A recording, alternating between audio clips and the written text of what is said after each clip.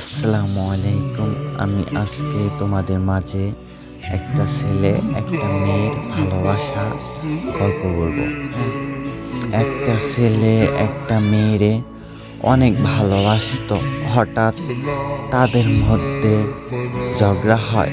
ছেলেটা অনেক সরি বলে, কিন্তু মেয়েটা রাগ করে থাকে। সারা রাত ছেলেটা মেয়েটার মেসেজ দেয়, সরি বলে। এবার 10:30 বাজে, মেয়েটা ঘুম ভাঙে, ছেলেটা মেসেজ দেয়।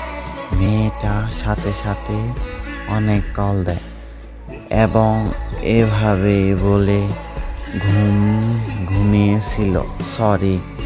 কিন্তু মেয়েটা জানতো না যে ছেলেটা ফাঁসি দাঁড়িয়ে চলছে। থাকতে কদর দিলা, ভালোবাসা সুন্দর। এটুকুই আমার গল্প। আসসালামু আলাইকুম, সবাই ভালো থাকো।